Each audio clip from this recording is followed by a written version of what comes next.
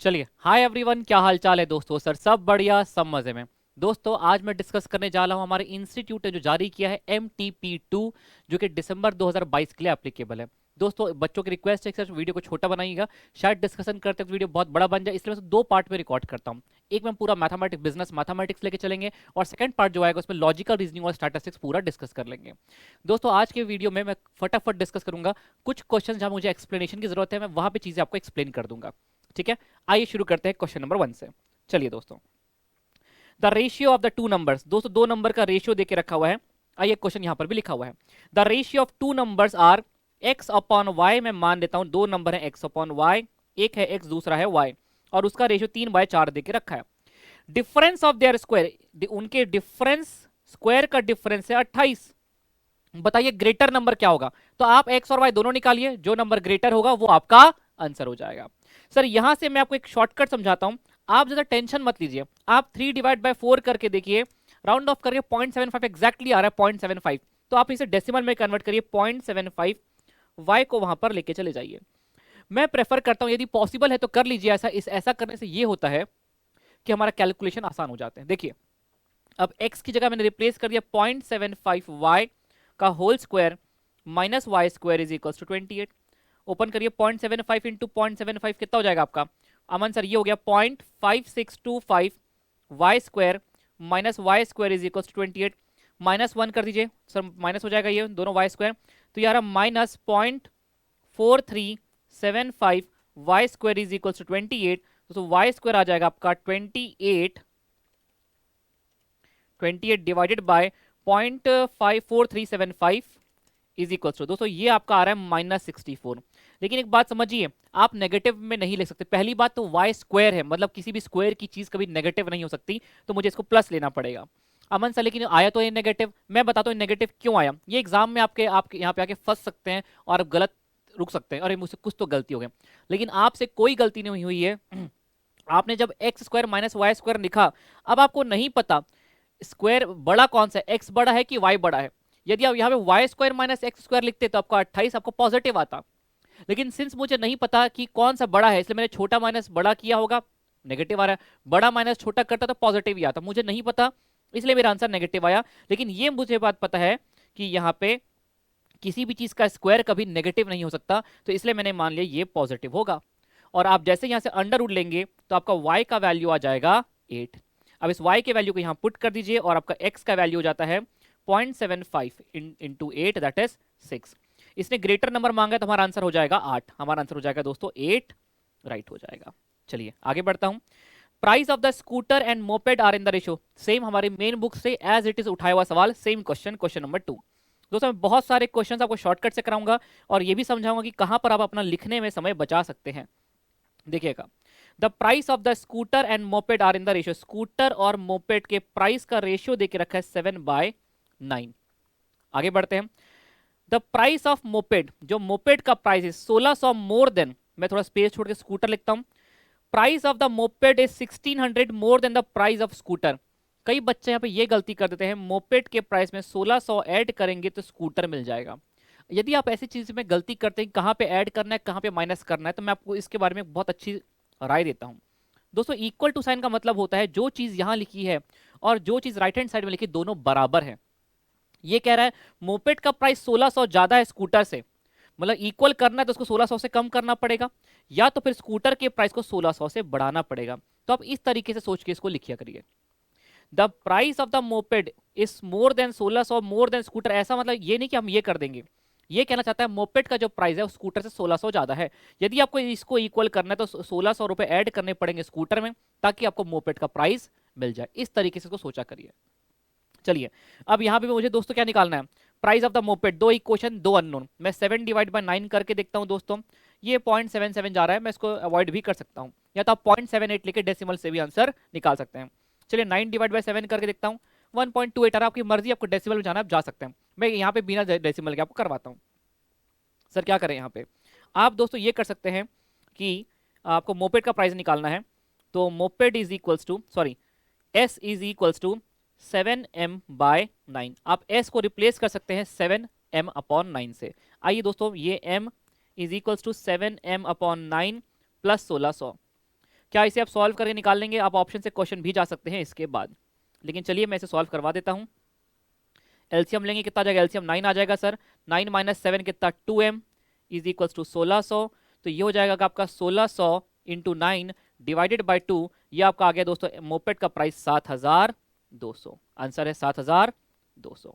चलिए आगे बढ़ जाएंगे। यस सर, ये घटिया सवाल दोस्तों एग्जाम में आने की संभावना काफी कम है। एमटीपी काफी ज्यादा आसान जारी करी इंस्टीट्यूट ने। सर सिंगल लॉग है, स्टेप नंबर 3 मैंने सिखाया था, बेस और वैल्यू को सेम बना दीजिए। सेम सवाल हमने किताब में किया था, बस ऊपर 10,000 की जगह 100 लिखा हुआ था, आपको याद होगा। तो सर बेस और वैल्यू को सेम बनाने के लिए मैंने इसे लिख दिया 1/100। डेसिमल के बाद कितने डिजिट से? 2। और ये लिखा हुआ है मेरा 10,000। अब इसको सेम बनाने का एक ही तरीका है, आप इसे लिख दीजिए 10 की पावर 4 और इसे लिख दीजिए 1/100 है तो 1/10 का स्क्वायर, दैट इज 10 की पावर -2। पावर आगे आ जाएगी, ये 4 और ये रेसिप्रोकल होकर आ गया 1/-2। कट जाएगा दोस्तों, कितना आ जाएगा आंसर? -2। या तो फिर आप चाहें से तो हमारे कैलकुलेटर ट्रिक से भी आप कर सकते हैं, पर बस ये इतना आसान सवाल था कि ट्रिक पर जाने की जरूरत नहीं थी। सिंगल लॉग है, बेस और वैल्यू को सेम बना लीजिए। आइए दोस्तों, अब ये जो क्वेश्चन है इस क्वेश्चन को आपको फटाफट समझाता हूँ, बहुत आसान क्वेश्चन है। ये वाला हमने कर लिया लॉग का। आइए ये वाला सवाल हम करते हैं। देखिए इस सवाल को, इसको ध्यान से देखिएगा, इसको बहुत ध्यान से देखिएगा। एक मिनट रुकिएगा, एक मिनट रुकिएगा। यस देखिएगा सर, ये इंडाइसेस का सवाल है। यस अच्छा सवाल है, इंडाइसेस का देख सकते हैं। सुनिएगा, सब कुछ 3 के मल्टीपल में लिखा हुआ है। मुझे बस आपको इंडाइसेस की प्रॉपर्टी याद करवानी है। इंडाइसेस में यदि बेस सेम हुआ करते थे तो हमारी पावर हो जाती थी ऐड, और दोस्तों यदि इंडाइसेस में बेस सेम होते थे और वो डिवाइड में लिखे होते थे तो हमारी पावर हो जाती थी सबट्रैक्ट। बस आपको ये बात आपको याद होनी चाहिए। सर अब क्या करें? हमें बेस सेम चाहिए दोस्तों, हमें सभी का बेस 3 बनाना पड़ेगा। यदि मैं सिर्फ 3 के बेस बनाऊं तो ये हो जाएगा 3 की power 2, n plus 1/4 power already है, आप मल्टीप्लाई करेंगे 2 से तो हो जाएगा 2n प्लस 1/4। चलिए मैं एक स्टेप लिखता हूं, पर आपको ये स्टेप एग्जाम में बचाना है दोस्तों, समझिए। आप यहां लिखेंगे 3 का स्क्वायर, ऑलरेडी पावर में है n प्लस 1/4। अब आप एक स्टेप वेस्ट करेंगे ब्रैकेट को ओपन करने में, अंडर रूट को ओपन करने में, कोशिश करिए कि वहां पे आप टाइम को बचा सकें। चलिए पर मैं आपको समझाने के पॉइंट ऑफ व्यू से एक बार करता हूं। दोस्तों ये लिखा हुआ है अंडर रूट के अंदर 3, बेस सेम है तो पावर ऐड हो जाएंगी। 1 की पावर 1 है, 1 की पावर n, ये हो जाएगा 1 प्लस n। पर यहां पर भी आपको टाइम बचाना है दोस्तों। अपॉन, चलिए ये पूरा ही में मल्टीप्लाई डिवाइड लिखा हुआ है, यहाँ पे मल्टीप्लाई में है मतलब ये सब में डिवाइड हो गया। 3 इंटू 3 की पावर -n है दोस्तों। ये यदि ये अंडर रूट को हटाएंगे तो पावर 1/2 लगाएंगे, इंटू n -n इंटू 1/2, ये हो जाएगा आपका n/2। चलिए अब जहां जहां पे अंडर रूट है इसको सॉल्व करते हैं। सर ये हो जाएगा 3 की पावर, ब्रैकेट ओपन करिए, 2n प्लस 2/4 दैट इज 1/2। आइए दोस्तों इंटू 3 की पावर 1 प्लस n/2, क्योंकि अंडर रूट का मतलब क्या होता है? पावर 1/2। अच्छा ये होल में एक और पावर है 1/n। इस क्वेश्चन को देख के डरिएगा मत, बस दिखने में डरावना है, क्वेश्चन में कोई दम नहीं है। ये आपका अगेन देखिए दोस्तों, यहाँ पे पावर है 1 और यहाँ पे पावर है 3 की पावर -n/2। बेस सेम है अमन सर, फिर से पावर ऐड हो जाएंगे, दैट इज 3 की power 1 plus minus -n/2। Power add हो रही है लेकिन प्लस माइनस माइनस की वजह से प्लस, माइनस माइनस की वजह से माइनस आ रहा है। आइए सर अब बेस सेम हो गए, ऊपर अगेन पावर ऐड कर दीजिए तो कितना हो जाएगा? पहले एलसीएम ले लेता हूं, यहाँ पे 4n प्लस 1/2। सब बेस सेम है, यहाँ पे इन दोनों के इनकी पावर ऐड कर दीजिए, प्लस 1 प्लस n/2 अपॉन में दोस्तों यहाँ पे एलसीएम ले लीजिए, कितना हो जाएगा? 3 की पावर 2 माइनस n/2। आइए दोस्तों यहाँ सॉल्व करते हैं। 3 की पावर, सर एलसीएम आ जाएगा 2, 4n प्लस 1, कुछ तो गड़बड़ हुआ यहाँ पे, माइनस बनाना चाहिए था। एक मिनट रुकिएगा, एक मिनट रुकिएगा दोस्तों, चलिए देखते हैं, कोई बात नहीं, हो सकता है ऐसा ही आ रहा होगा। 4n plus 1 plus 1 plus n divided by guys ये हो जाएगा आपका 3 की पावर 2 माइनस n/2 और होल पावर हमारी चलती आ रही है 1/n। सॉल्व करना है, इससे सॉल्व करते जा रहा हूं दोस्तों, टेंशन मत लेना इसका। 3 की पावर कितना हो जाएगा? 4n plus n 5n, 1 plus 1 2/2, minus कर दीजिए, ये वाला बेस सेम है 2 माइनस n/2। दोस्तों आइए अब एलसीएम लेके सॉल्व करते हैं, तो नीचे एलसीएम आ जाएगा यहाँ पे 2, 5n plus 2 minus 2 minus minus plus n। दोस्तों ये कैंसिल हो गया आपके पास, यहाँ पे बच गया आपके पास ये 3 की power 6n/2 into already power है यहाँ पे 1/n बाहर, ये कैंसिल हो जाएगा। 2 3 जा 6 और 3 का क्यूब कितना दोस्तों? 27। एक बार देख लीजिएगा इसका आंसर कितना दिया हुआ है दोस्तों, शायद हो सकता है कुछ यदि कैलकुलेशन मिस्टेक्स स्क्वायर क्यूब आने से आंसर चेंज हो सकते हैं। चलिए आगे बढ़ेंगे guys, we are done with this question. Roots of the equation. दोस्तों अब ये क्वेश्चन इतना ज्यादा आसान है क्यूबिक का कि इसमें बिल्कुल भी टेंशन लेने की जरूरत नहीं है। आपको रूट्स निकालने हैं क्यूबिक के और हर ऑप्शन में अलग अलग पावर्स, अलग अलग रूट्स दिए हुए हैं। वो ऑप्शन राइट हो जाएगा जो आपको LHS इक्वल टू RHS देता है। यहाँ पे देखिए सब में 1 बैठा हुआ है, 90% सब में 1 बैठा हुआ है, इसमें नहीं बैठा तो 1 तो होगा ही होगा। आइए पुट करके देखते हैं। यहाँ जैसे ही आपने 1 पुट किया, 1 का क्यूब 1, 1 का square 1 into 9 9, -1 -9, sorry LHS equal to RHS आ रहा है, कट के LHS इक्वल टू RHS आ रहा है। 1 तो इसका आंसर है ही है। अब दोस्तों आप पुट करिए -1, -1 का क्यूब -1, -1 का स्क्वायर +1, पर अगेन यहाँ पे +1 इंटू 9 9, -1 पुट करेंगे तो माइनस माइनस हो जाएगा, ये +1 -9। अगेन दोस्तों ये कैंसिल हो रहा है और अगेन आपको LHS इक्वल टू RHS मिल रहा है, तो -1 भी इसका आंसर है। देखिए अब मैं कहता हूं आगे चेक ही मत करो, जिस ऑप्शन 1 और -1 बैठा है वो टिक कर दो। अब मैं देखता हूं क्या यहाँ पे -1 1 किस में बैठा है। यहाँ पे -1 और 1 दोस्तों बी में ही बैठा है, बाकी -1 कहीं पे भी नहीं है, तो बी के होने की संभावना ज्यादा है। अब -9 पुट करेंगे, आपको again LHS equal to RHS मिल जाएगा। चलिए guys we are done with this. और इसी स्पीड से आपको और इसी सोच से आपको क्वेश्चन को सॉल्व करना है। अब कई बार स्टूडेंट्स होते हैं ऐसे क्वेश्चंस में काफी पैनिक करते हैं, बाप रे कितना कॉम्प्लिकेटेड इक्वेशन आ गया। आपको इस कॉम्प्लिकेशन से बिल्कुल भी घबराना नहीं है। आइए मैं आपको समझाता हूं आप कैसे इन क्वेश्चंस को कैलकुलेटर में करेंगे। देखिए आपको x का वैल्यू निकालना है। मैंने जब भी कहा, जब भी इक्वेशंस पर आप x की वैल्यू मांग ले और कॉम्प्लिकेटेड इक्वेशंस हैं, दो क्वेश्चन एमटीपी पर हैं 6 और 7। ये क्वेश्चन सेम क्वेश्चन हमने क्लास में किया हुआ है, शायद ये वाला भी क्वेश्चन हमने क्लास में एज इट इज किया होगा, कोई बहुत बड़ी बात नहीं है। कई सारे क्वेश्चन हमने क्लास में से किए हैं, सुनिएगा ज्यादा किए हैं। सर हम क्या करेंगे, ऑप्शन से क्वेश्चन जाएंगे, जिस भी ऑप्शन में LHS इक्वल टू RHS कर दिया वो ऑप्शन राइट है। मैं दोस्तों यहाँ पे सेफर साइड पे टाइम सेव करने के लिए मैं सीधे बी ऑप्शन को पुट करता हूं। आइए सर x की जगह पुट कर रहे हैं 9.58, कितना है 2x plus 5, 2 into 9.58 plus 5 divided by 10। तो आपने ये पूरा सॉल्व कर लिया दोस्तों, आपका आ रहा है 2.416। मैंने इसे डाल दिया दोस्तों m प्लस पर। अब मैं यहां पे x की जगह पुट करूंगा 9.58, 3 इंटू 9.58 प्लस 10 डिवाइडेड बाय 15, ये आपका आ गया प्लस 2.5826। इसे भी मैं कर दूंगा m प्लस, इन दोनों का टोटल करने से तो मुझे 5 मिलता है, तो ये ऑप्शन राइट हो जाएगा। मैंने दबाया MRC 4.99 आ रहा है दोस्तों, आपको मिल जाता है 5, तो ये ऑप्शन हो जाता है राइट, क्योंकि ये आपको दे रहा है LHS इक्वल टू RHS। तो आप समझिए जब भी कॉम्प्लिकेटेड इक्वेशंस पे क्वेश्चंस आ रहे हैं तो आपको यही अप्रोच अपनी पहली प्रायोरिटी पर रखनी है। आइए इस पर एक और अच्छा क्वेश्चन मैं करवाता हूं आपको। देखिए ये कह रहा है यदि x square minus 10x plus 1, अच्छा आपको इसकी वैल्यू निकालना है, यदि x की वैल्यू है ये, यदि x की वैल्यू है ये, तो मैं चाहता हूं देखिए दोस्तों अब इसको यहां पुट करेंगे बहुत टाइम वेस्ट हो जाएगा। अब हम इसको पूरा सॉल्व करके डेसिमल में निकाल लेते हैं और उस डेसिमल वाली वैल्यू को यहां पर पुट करके हम अपना आंसर निकाल लेंगे। अब स्टूडेंट्स को लगता है सर सॉल्व कैसे करेंगे, आइए मैं आपको ये सॉल्व करवा के देता हूं। आइए दोस्तों इसे कैसे सॉल्व करेंगे, देखिए सबसे पहले आप इसे कैलकुलेट करिए। कैसे करेंगे, आइए कैलकुलेटर व्यू लेते हैं, सुनिएगा, पूरी मेमोरी खाली करिए। दोस्तों ध्यान देना, आपको 1 को डिवाइड करना है किसी चीज से, किस चीज से डिवाइड करना है पहले वो कैलकुलेट करने की कोशिश करते हैं। सर मुझे चाहिए √6 को मल्टीप्लाई करना है 2 से, तो पहले आप 6 का अंडर निकाल लीजिए, समझना प्लीज समझना, कोई कॉम्प्लिकेटेड नहीं है। इसे मल्टीप्लाई कर दीजिए 2 से, सॉरी 6 का अंडर निकाला, इसे मल्टीप्लाई कर दीजिए आप 2 से। आइए दोस्तों अभी जो आ रहा है आपको दिख रहा है प्रॉपर, हाँ ये दिख रहा है, सुनिएगा ये जो आ रहा है सर इसको माइनस नहीं करना, 5 को माइनस करना था। आप 2 - 3 कर दीजिए, आपको करना 3 - 2 है, पर आप 2 - 3 कर देंगे तो आपका आंसर -1 आएगा, उसको पॉजिटिव कर दीजिएगा। तो आपने कर दिया -5, पर आपको सिंस 5 माइनस करना था और आपने ये माइनस ये किया तो आपका आंसर नेगेटिव आ रहा है। आप साइन चेंज कर दीजिए, पॉजिटिव है तो आप नेगेटिव कर दीजिए, नेगेटिव है तो पॉजिटिव कर दीजिए। प्लस माइनस के बटन से मैंने साइन चेंज कर दिया।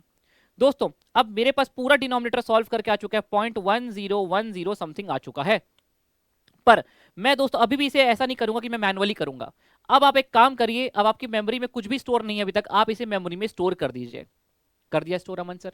अब करिए 1 को डिवाइड करना है किससे, जिसको आपने मेमोरी में डाला था, MRC का बटन दबाइए। रिकॉल क्या इसी से डिवाइड करना है, मैंने कहा हाँ इसी से डिवाइड करना है। तो ये मेरा आ गया 9.898989।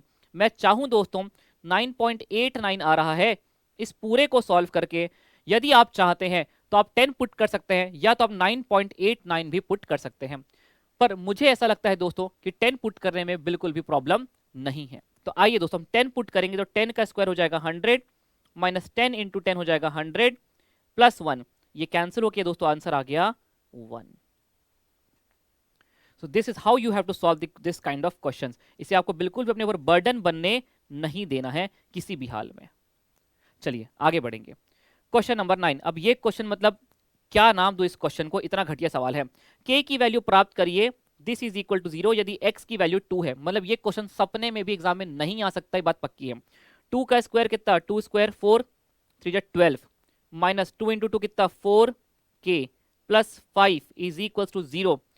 दोस्तों कितना हो गया आपका, माइनस 4k, 12 प्लस 5 कितना हो गया 17। लेकिन ये 17 यहां जाएगा तो माइनस 17 हो जाएगा, तो आपका k हो जाएगा माइनस 17 बटे माइनस 4। आपका आंसर आ गया दोस्तों 17 बटे 4। मतलब ये क्वेश्चन आप मान के चलिए कभी एग्जाम में देखने आपको शायद ही मिले।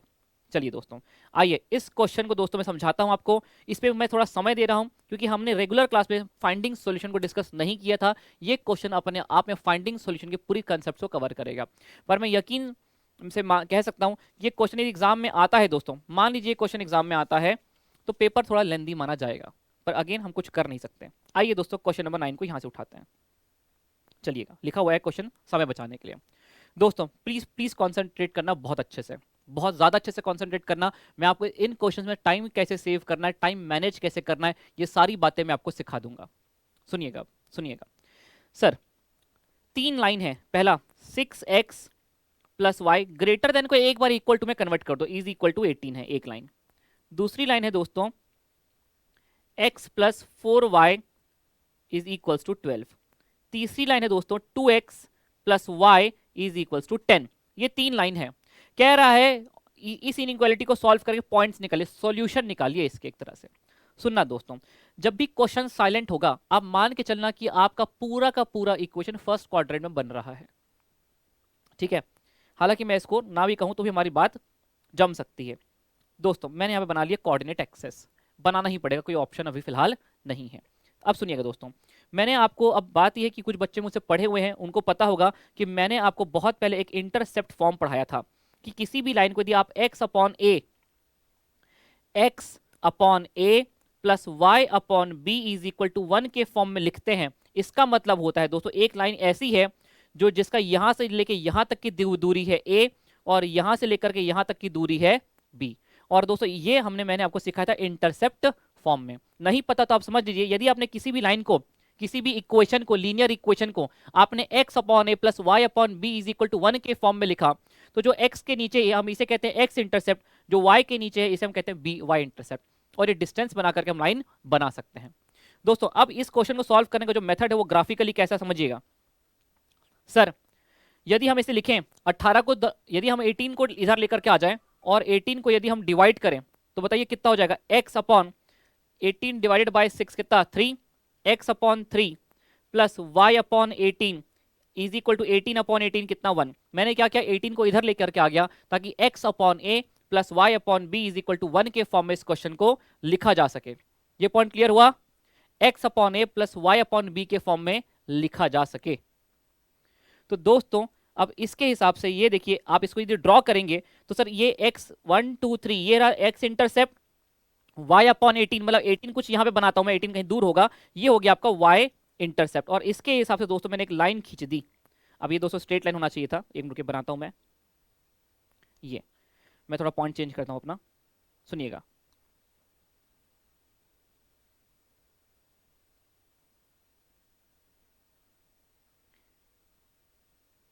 दोस्तों ये हो गया आपका पॉइंट 3, 0। और ये हो गया आपका यहाँ पे x 0 है, पॉइंट हो गया y आपका है 18, y पर कितना है यहाँ पे नीचे 18। दोस्तों इसे मैं कहता हूँ ये मैंने बना लिया लाइन L1, ये मैंने लाइन का बना लिया L1, समझना बहुत आराम से समझना। अब दोस्तों इसे इंटरसेप्ट फॉर्म में कन्वर्ट करने का एक ही तरीका कि डिवाइड को 12 को इधर लेकर के आ जाइए। जैसे आप 12 को इधर लाएंगे ये हो जाएगा x अपॉन 12, 4y अपॉन 12 है, 4 से कट करेंगे 4 3 जा 12, y upon 3 is equal to 1। मतलब x में 12 पॉइंट और y में 3 का पॉइंट। चलिए दोस्तों इसे बनाते हैं। 12 ये 3 से ज्यादा ही जाएगा तो 12 कुछ लेता हूँ, 12 यहाँ पे होगा, और थोड़ा आगे लेता हूँ 12 कुछ यहाँ पे होगा, और y में 3 कुछ इधर मान लेता हूँ होगा। अब ऊपर 18 है तो 18 के ऊपर मत चले जाना, 3 नीचे होगा कुछ। ये रही दोस्तों मेरी लाइन L2, ये रही मेरी लाइन L2, ये रही दोस्तों लाइन L2। आइए इसको मैं अच्छे से बनाता हूँ। ये देखिए ये रही दोस्तों लाइन L2, ठीक है। तो दोस्तों उसके हिसाब से बताइए ये वाला पॉइंट कौन सा हो गया, ये वाला पॉइंट कौन सा हो गया सर, 12 है यहाँ पे x, y है 0, यहाँ पे सर x है 0 और y कितना है आपका, y आपका आया था दोस्तों 3। चलिए अब दोस्तों तीसरे वाले से भी अपनी एक लाइन बनाइए। तीसरे वाले से सर इसको इंटरसेप्ट फॉर्म में कन्वर्ट करने के लिए 10 से डिवाइड करिए, तो ये हो जाएगा x upon 5 plus y upon 10 is equal to 1। तो x के नीचे दोस्तों 5 पॉइंट, 3 से आगे होगा 5 से कम होगा, 5 को मैं कहीं यहाँ पर बना देता हूँ, 5,0 और y में 10, तो 3 से बड़ा 10 से 18 से कम, ये हो जाएगा मेरा यहाँ पे x 0 और y 10। तो अब इसको जोड़ते हुए एक लाइन बनाना पड़ेगा मुझे। ये रही लाइन 3, ये रही दोस्तों लाइन 3, ये रही दोस्तों लाइन 3, ये रही लाइन L3, इसे मैं नाम देता हूँ दोस्तों L2, और पहली वाली दोस्तों जो लाइन है मैंने उसे कहा था L1। अब कह रहा देखिए अब दोस्तों अब आप नॉर्मल सेंस लगाइए, आपने ग्राफ बना लिया, पहले वाले में लगा हुआ है ग्रेटर देन का साइन मतलब शेडिंग ऊपर, दूसरे वाले में लगा है ग्रेटर देन का साइन शेडिंग ऊपर, तीसरे वाले में भी लगा है ग्रेटर देन का साइन मतलब शेडिंग ऊपर। मतलब दोस्तों शेडिंग पूरी ऊपर बनाऊं, किसी भी लाइन के नीचे शेडिंग आना ही नहीं चाहिए। तो दोस्तों शेडिंग कैसे बनेगी देखिए, मेरी कलर चेंज करता हूं मैं, नहीं ग्रीन नहीं, आपको शायद ये देखिए शेडिंग, अरे यार शेडिंग देखिए यहां से सर ऊपर सब कुछ लाइन के ऊपर होना चाहिए, हर लाइन के ऊपर, इसके नीचे नहीं जाएगा तो यहां से ऊपर आया, ऊपर चल रहा है शेडिंग, इधर से भी ऊपर आया, इस पॉइंट से भी ऊपर आया और इधर से भी ऊपर आया। अब देखिए कितनी लाइन से दोस्तों, एक पॉइंट तो ये हो गया आपके पास, दूसरा पॉइंट यहां से ऊपर, और तीसरा पॉइंट ये, और चौथा पॉइंट ये। अब देखिए आपको दो कॉर्नर पॉइंट तो पता है, पहला पॉइंट आपसे पूरा सॉल्यूशन बताइए, जहां से शेडिंग चालू हो रही है उसके पूरे ऊपर के सारे पॉइंट्स, उसके कॉर्नर पॉइंट्स बताइए। तो दोस्तों मुझे एक ये कॉर्नर पॉइंट मुझे पता है, एक मुझे ये कॉर्नर पॉइंट पता है, और लाइन से इंटरसेक्ट करी थी यहां पे मुझे ये दोनों कॉर्नर पॉइंट निकालना है। ये बात तो समझ में आ गई, जो भी आंसर होगा उसमें पहला 0,18 और 12,0 ये तो होगा ही होगा। और एक और बात बताता हूं मैं आपको दोस्तों, आपके पास 2 पॉइंट और होंगे, 2 पॉइंट और होंगे, इसके अलावा कोई और पॉइंट नहीं मिल सकता। अब हमने देखा 0,18 यहां पे भी, 12,0 यहां पे भी है, यहां पे ये दोनों पॉइंट नहीं थे, तो ये दोनों ऑप्शन तो गलत हो गए। अब मैंने देखा 0,18 यहां पर भी है, 12,0 यहां पर भी है, अब ये दोनों में तुक्का मारना भी है मान लो, तो किसे मारोगे दोस्तों? आपको ये बात पता है कि 4 ही आंसर हो सकते हैं, 5वां सॉल्यूशन नहीं हो सकता इसका, क्योंकि 5 पॉइंट ऑफ इंटरसेक्शन है ही नहीं आपके पास। तो दोस्तों यहाँ पे 1 2 3 4 5, तो ये भी गलत हो गया, और आप इस तरीके से ऑप्शन ए को आगे राइट मार्क के आगे बढ़ सकते थे। लेकिन मान लीजिए आपको एग्जैक्ट आंसर ही निकालना है, तो आपको ये पॉइंट ऑफ इंटरसेक्शन निकालना पड़ेगा। अब देखिए ये पॉइंट ऑफ इंटरसेक्शन किस लाइन का पॉइंट ऑफ इंटरसेक्शन है, एक तो ये L2 का इंटरसेक्शन है और L3 का इंटरसेक्शन है। तो लाइन L2 और L3, लाइन ये रही L2 और ये रही लाइन L3, इन्हें आप पैरेलली सॉल्व करके दो इक्वेशन को साइमल्टेनियसली सॉल्व करके x और y की वैल्यू निकाल सकते हैं। यदि मान लीजिए मैं यहां से x और y की वैल्यू निकालना चाहूं तो मुझे सॉल्व करने का पड़ेगा x plus 4y is equal to 12, और L3 मेरे पास 2x plus y is equal to 10। इसको सॉल्व करने के लिए दोस्तों मैं नीचे वाले इक्वेशन, ऊपर वाले इक्वेशन को 2 से मल्टीप्लाई कर देता हूं, तो ये हो जाएगा आपका 2x plus 8y is equal to 24। इसे मैं दोस्तों मल्टीप्लाई नहीं करूंगा, x कट जाएगा, plus y is equal to 10। दोस्तों ये माइनस कर दिया, ये कट गया, ये हो गया आपका 7y इज इक्वल टू 14। तो यहां से y आपका आ गया 2। दोस्तों आपने ये पॉइंट ऑफ इंटरसेक्शन निकाला, इसका y कोऑर्डिनेट है 2। अब आइए y की वैल्यू को पुट करिए किसी भी इक्वेशन में और x की वैल्यू निकालिए। 2x is equal to 2x plus y की जगह पुट किया 2x plus 2 is equal to 10, 2x is equal to 8, x is equal to 4। तो आपने एक और पॉइंट निकाल लिया 4,2। अब एक और आप पॉइंट निकाल सकते हैं आप इन दोनों को सॉल्व करके। ये पॉइंट ऑफ इंटरसेक्शन है L1 का और L3 का, आप L1 L3 सॉल्व करिए और आप L1 और L3 इक्वेशन को सॉल्व करिए और ये पॉइंट भी निकाल सकते हैं। पर दोस्तों एग्जाम टाइम पे आपको कभी ऐसा होगा ही नहीं कि चारों पॉइंट सेम हो, आपके 2 पॉइंट निकल गए और लग रहा है कि वो 2 पॉइंट किसी एक ही ऑप्शन में अवेलेबल है, आप उसको टिक करके आगे बढ़ जाइए। यदि लग रहा है नहीं सर 2 पॉइंट 2 ऑप्शन में सही है, बस आखिरी के 2 पॉइंट को बदला गया है, तो आप तीसरा पॉइंट निकालिए। समझ आ रहे हैं बात को? तो दोस्तों आपका आंसर हो गया ऐसा ऑप्शन जिसमें 4,2 भी हो, और ये देखिए 4,2 यहाँ पे है। उसी प्रकार से आप इसको सॉल्व करके ये पॉइंट ऑफ इंटरसेक्शन भी निकाल सकते थे। गाइस आई होप सॉल्यूशन वाला पॉइंट आपको क्लियर हो गया होगा। चलिए आगे बढ़ेंगे। आइए दोस्तों, we are done with this kind of question option A. अब आइए यहाँ से दोस्तों क्वेश्चन बड़े आसान शुरू हो जाएंगे। आइए अब टाइम वैल्यू ऑफ मनी के बैक टू बैक क्वेश्चंस को हम देख करके चलते हैं। देखिए दोस्तों ये पेपर एक डिस्कशन पेपर है। यदि मान लीजिए आप मैं डिस्कशन कर रहा हूँ, हो सकता है मैं समझाने में मुझे समय लग जाए, लेकिन यस मैं से 2 पार्ट में इसीलिए स्प्लिट कर रहा हूँ ताकि आपकी हिम्मत रहे एक वीडियो की लेंथ को छोटा देख करके कई बार हम उस वीडियो को पूरा देख लेते हैं। ये होता है एग्जाम टाइम पे, बड़े वीडियोस देखने का समय नहीं निकाल पाते हैं, इसलिए मैं पार्ट्स में फटाफट लेके चलता हूँ। सुनिएगा, ए मैन इन्वेस्ट, एक व्यक्ति ने इन्वेस्ट किए 12,000 रुपए एट 10% पर एनम, और एक और पैसा इन्वेस्ट किया eight 20% per annum for 1 year. Total जो उसने इंटरेस्ट कमाया पूरे पैसे पे 14% का कमाया सिंपल इंटरेस्ट के हिसाब से। तो बताइए टोटल इन्वेस्टमेंट कितना था? सिंपल इंटरेस्ट ओके क्या कह रहे हैं? एनदर सम को इन्वेस्ट किया, टोटल इन्वेस्टमेंट अर्निंग इज इतना, simple interest the total investment is, ठीक है। टोटल इन्वेस्टमेंट निकालना है। A man invest 12,000 rupees at 10% per annum and another sum of money. अरे तो बहुत ही आसान क्वेश्चन है। चलिए देखिए क्वेश्चन नंबर 10 सुनिएगा। एक व्यक्ति ने इन्वेस्ट किए 12,000 रुपए 10% पर एनम के हिसाब से, और एक और कुछ पैसा इन्वेस्ट किया, मुझे नहीं पता उसने कितना पैसा इन्वेस्ट किया है। एनदर सम को मैं कह लेता हूं एक्स। जो भी उसने टोटल इन्वेस्टमेंट किया उसमें उसको 14% का रिटर्न होता है। चलिए तो पहला कहते हैं, पहला वाला सिंपल इंटरेस्ट प्लस दूसरा वाला सिंपल इंटरेस्ट, ये टोटल इंटरेस्ट हो जाता है जो भी इसका टोटल सम पे। मुझे दूसरे टोटल इन्वेस्टमेंट कितना किया, एक तो 12,000 किया और दूसरा एक्स किया, तो मुझे 12,000 प्लस एक्स बताना है। ये बात तो पक्का हो गई कि यहाँ पे जो ऑप्शन होगा वो बड़ा होगा 12,000 से। चलिए दोस्तों, प्रिंसिपल इंटू रेट, प्रिंसिपल इसको 10% से इन्वेस्ट किया, रेट इंटू टाइम कितने साल के लिए किया, फॉर 1 ईयर, प्लस दोस्तों प्रिंसिपल मुझे नहीं पता उसे मैंने मान लिया एक्स, इंटू रेट कितने 20% से किया सर इस वाले पैसे को, इंटू टाइम 1 साल के लिए किया। सर जो the total investment earns 14% per annum, total पैसा इसको ब्याज जो मिलता है, टोटल इनकमाई जो इसकी होती है वो 12-14% से होती है। इसने कितना इन्वेस्ट किया था? इसने इन्वेस्ट किया था 12,000 प्लस एक्स, इसमें इसको टोटल मुनाफा 14% का होता है। 14 डिवाइडेड बाय 100 इंटू 1 ईयर के लिए। तो अब दोस्तों इस पूरे इक्वेशन में एक ही चीज मिसिंग है, वो है x। आइए उसे हम निकाल लेते हैं। पहला 12,000 इंटू 10% कितना हो गया आपका 1200 plus 20 divided by 100 that is 0.20x is equals to 12,000 पहले 12,000 का पहले इंटू 14% कितना हो गया आपका 1680 प्लस x का 14%, 14 divide by 100 that is plus 0.14x। आपको यहाँ पे x की वैल्यू निकालना है दोस्तों, कितना हो जाएगा आपका ये? सर ये हो जाएगा 0.20x minus 0.14x is equal to 1680 minus 1200। मैं यहाँ पे जबरदस्ती टाइम वेस्ट कर रहा हूँ दोस्तों आपका ये इक्वेशन समझाने के लिए, पर आप ये सब समय को आप बचाएंगे एग्जाम टाइम पे। माइनस 0.14 कितना 0.06x is equal to 1680 minus 1200 रुपया 480। तो यहाँ पे आपका x आ जाता है दोस्तों 480 डिवाइडेड बाय 0.06, ये आपका आ गया 8,000।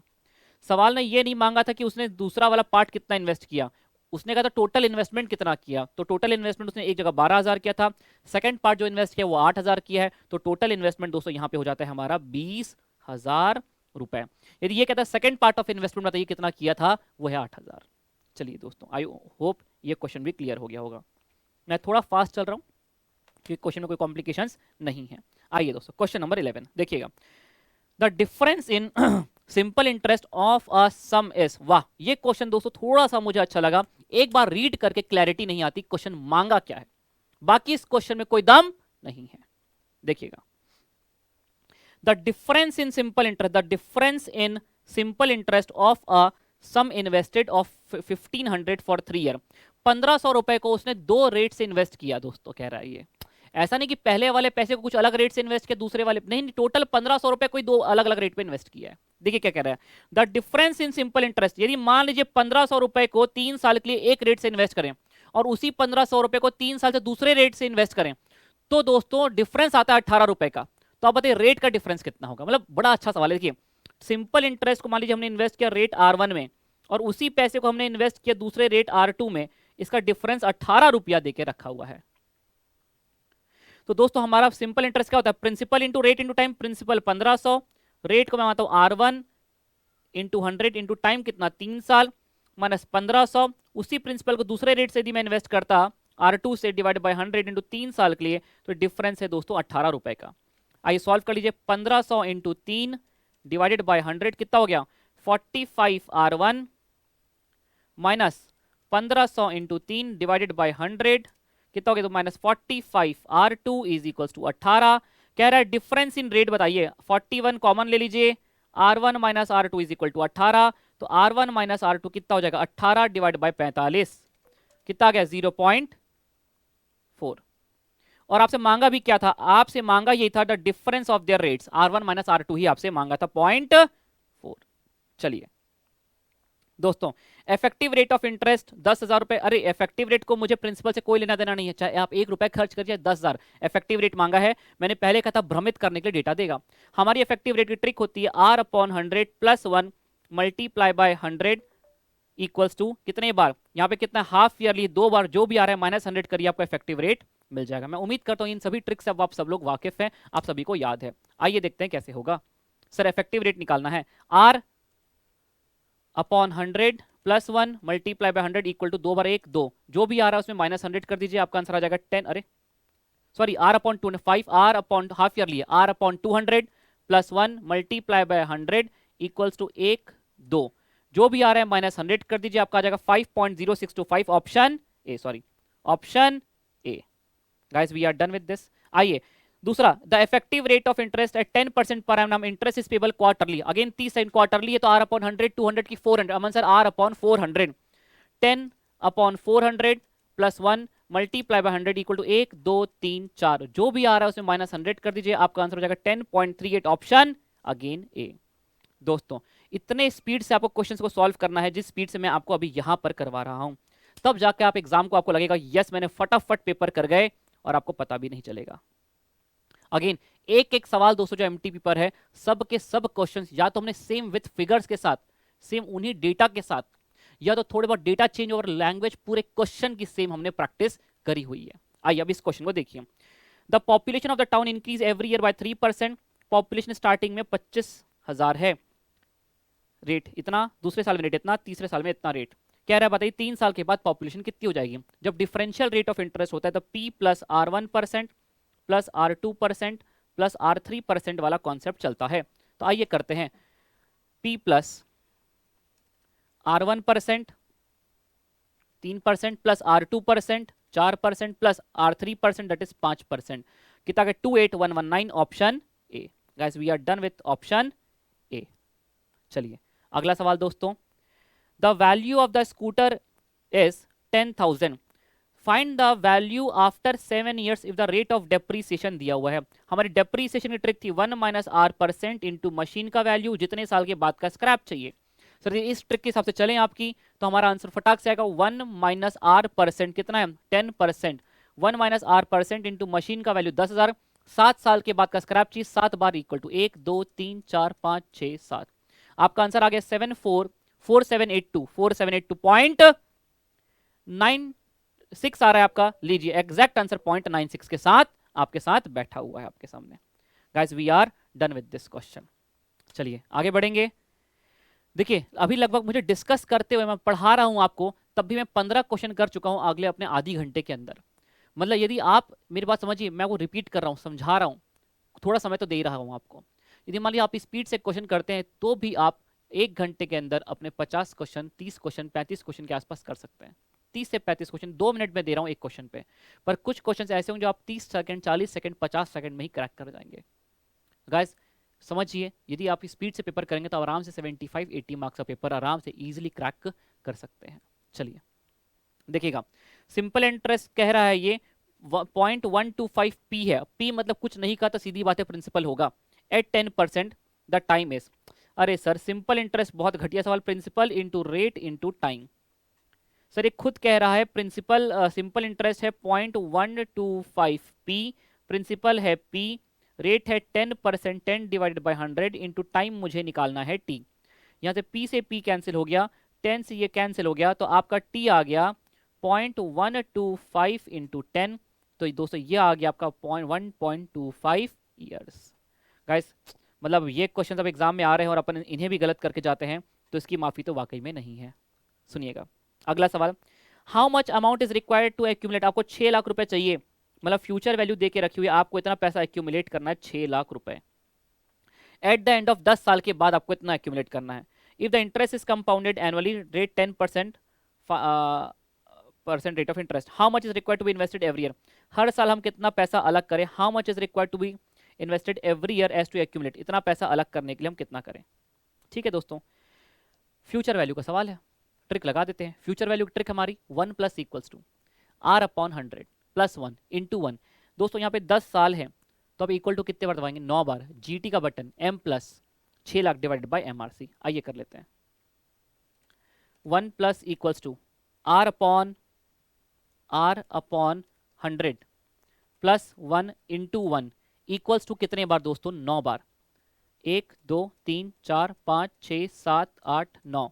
जी टी एम प्लस 6 लाख रुपए divided by M R C, confirmation call है, यस सर। 37 देखिएगा आराम से, 37647, 37647 दोस्तों, इतना अप्रॉक्सीमेटली कहीं 467 हम टिक ना कर दें। इंस्टीट्यूट आपको पता है कि आपको भ्रमित कर देती है, आप इतने जल्दी में ए मार देंगे। आराम से देखिए 37647, 647, option C, option C guys. This is how you have to solve the question. अब आप बताइए, यदि मैं आपको ट्रिक्स में आपको मोटिवेट करता हूँ, चलिए आप इतने क्वेश्चन में एक क्वेश्चन छूट भी गया, लेकिन ट्रिक्स आप इतने जल्दी क्वेश्चन को सॉल्व करके अपना टाइम बचा सकते हैं, तो मेरा मानना है you should always go for this things. चलिए, the difference between C I and S I for 2 years, मैंने आपको लिखवाया कि 2 साल का डिफरेंस होता है कंपाउंड इंटरेस्ट और सिंपल इंटरेस्ट का, पी आर स्क्वायर। डिफरेंस देके रखा है 21 रुपए का, कह रहा है प्रिंसिपल बताइए। रेट देके रखा है 5%, पर मैंने कहा था डेसिमल में लेते हैं, तो ये आपका हो जाएगा 0.05 का होल स्क्वायर।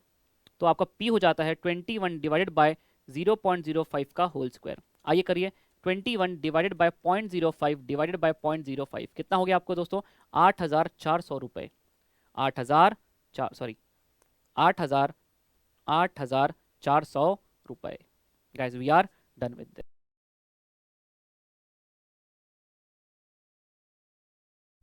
चलिए आगे बढ़ेंगे दोस्तों, क्वेश्चन नंबर 19 आइएगा। क्वेश्चन नंबर 19 चलिए यहीं पे हो जाएगा सॉल्व। देखिए, present value of the scooter, दोस्तों प्रेजेंट वैल्यू वर्ड से डरो मत यहाँ पे। देखिए, present value of the scooter is 7290, मतलब आज एक स्कूटर की वैल्यू इतनी है, आज इस स्कूटर की वैल्यू 7290 है। और स्कूटर की वैल्यू दोस्तों 10% से हर साल 10% से घट रही है, ठीक है। Then its value before 3 years, मतलब आज दोस्तों इसकी वैल्यू स्कूटर की 3 साल पहले कितनी थी, आज उसकी वैल्यू 7290 है। मतलब प्रेजेंट वैल्यू दोस्तों ये समझ लीजिए, स्कूटर की स्क्रैप वैल्यू दिया हुआ है 3 साल के बाद, तो बताइए 3 साल पहले स्कूटर की वैल्यू कितनी थी, जब 10% से उसकी वैल्यू हर साल घट रही है। मैं आपको दो तरीके से करवाता हूँ, आपको मशीन का वैल्यू निकालना है, स्क्रैप दिया हुआ है।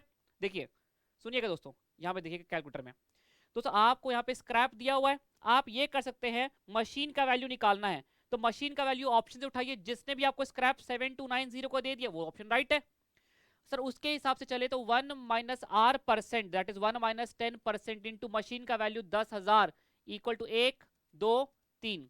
दोस्तों ये एक ऐसा ऑप्शन है, ये एक ऐसा ऑप्शन है जो आपका स्क्रैप वैल्यू प्रॉपर 7290 दे रहा है।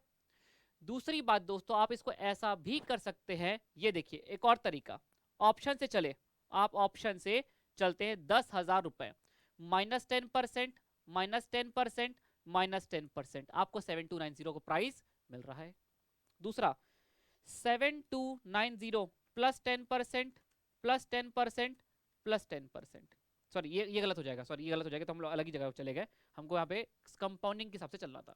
दोस्तों आपके ऊपर है, आपको जिस मेथड से चलना है आप उस मेथड से चल के अपना 10,000 से चले जाइए, 7290 चेक कर लीजिए, या तो ऐसा ऑप्शन चले जाइए जो आपको 7290 का स्क्रैप दे दे, या तो ऐसा ऑप्शन, या तो आप क्वेश्चन से आ जाइए दोस्तों और आप यहाँ पे मशीन का वैल्यू निकाल लीजिए। Guys this is how you have to solve this question. चलिए आगे बढ़ेंगे। देखिए ये क्वेश्चन बड़ा आसान है। Mister X let some amount of money at 4% SI and obtain 520 less. देखिए इस क्वेश्चन की भाषा को चेंज कर रहा है, लेकिन मतलब एक ही है, आपने जो पैसा इन्वेस्ट किया आपको 520 रुपए कम मिल रहा उसमें, then he let in 5 years the sum of monies, उसने जो पैसा लगाया था उसको simple interest, the mister X let some amount of money, कुछ पैसे उसने लगाए and he obtain 520 less than he what he has invested. मान लीजिए आज उसने 100 रुपए लगाए, मान लीजिए उसने 1000 रुपए लगाए तो उसको 520 रुपए कम मिले। इसका मतलब दोस्तों ये है, सिंपल इंटरेस्ट के हिसाब से चले, simple interest is equal to principal into rate into time. उसको सिंपल इंटरेस्ट कितना मिला बताइए, उसने मान लीजिए आज पी लगाया था तो उसको उसमें 520 रुपए कम मिले, into principal into rate into time, 5 साल। इस पूरे इक्वेशन में दोस्तों एक ही चीज मिसिंग है, वो है प्रिंसिपल। आइए तो आपका हो जाएगा P minus 520 is equal to 0.20 P। Solve कर लीजिए, P माइनस 0.20 P आ जाएगा 0.80 P इज इक्वल टू 520। तो आपका P हो जाएगा दोस्तों 520 डिवाइड बाय 0.80 और आपका आंसर आ जाएगा 650 रुपए। Guys you will get the answer 650। चलिए आगे बढ़ेंगे दोस्तों। देखिए अब ये क्वेश्चन बड़ा आसान है, अब ये क्वेश्चन बहुत ज़्यादा आसान है। चलिए क्वेश्चन नंबर 21 दोस्तों, 8829 is invested into 3 parts, 3 different sectors. 8829 is invested into, पता नहीं म्यूट होने के बावजूद ये आवाज़ क्यों आती है, एक मिनट रुकिएगा यार।